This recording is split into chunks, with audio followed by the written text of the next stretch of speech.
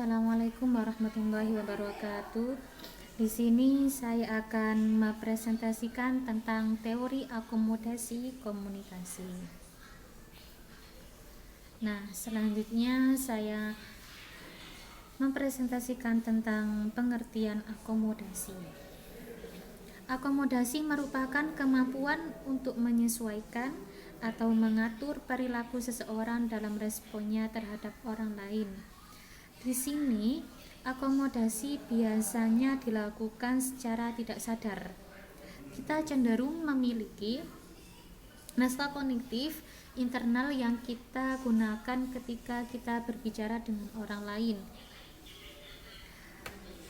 Dan yang kedua, asumsi dasar. Asumsi dasar ini mempunyai 3 bagian. Yang pertama, persamaan dan perbedaan, berbicara dan berperilaku terdapat dalam percakapan. Dan bagian yang kedua, cara mempersepsikan dan mengevaluasi tuturan dan perilaku orang lain dalam sebuah percakapan. Dan bagian ketiga, akomodasi bervariasi dalam hal tingkat kesesuaian. Ini merupakan asumsi dasar teori akomodasi komunikasi. Nah, yang ketiga, tahap beradaptasi. Tahap beradaptasi ini mempunyai 3 macam. Yang pertama, konvergensi, dan yang kedua, divergensi, dan yang ketiga, akomodasi berlebihan. Konvergensi ini merupakan teori akomodasi komunikasi tentang memiliki strategi konvergen dengan orang lain, merupakan proses yang selektif. Ini merupakan cara beradaptasi konvergensi. Dan yang kedua, divergensi ini merupakan proses di mana satu atau dari dua komunikator untuk mengakomodasi komunikasi di antara mereka. Dan yang ketiga, akomodasi berlebihan. Ini merupakan label yang diberikan kepada pembicara yang dianggap pendengar terlalu berlebihan. Nah, ini cara beradaptasi untuk komunikasi dengan orang lain. Dan yang keempat, kritik teori. Kritik teori ini mempunyai 2 kritik.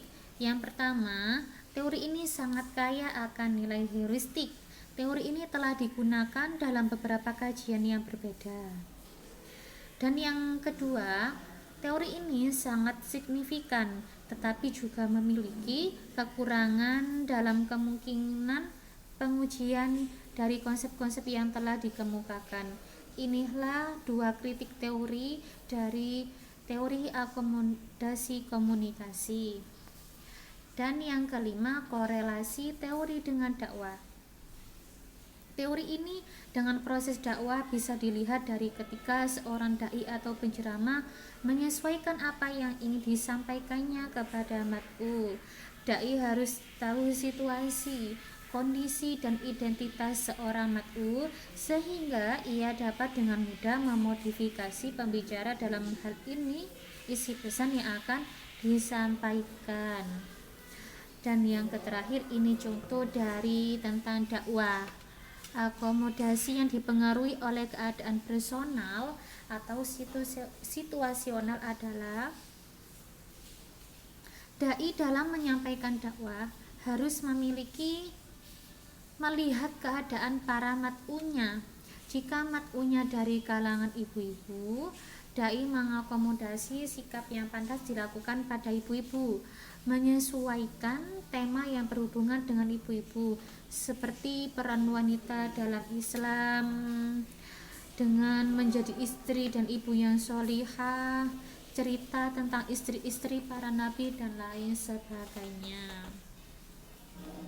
Dan yang terakhir, ini dari uraian tersebut saya menyimpulkan bahwa teori akomodasi komunikasi ini termasuk teori yang paling penting.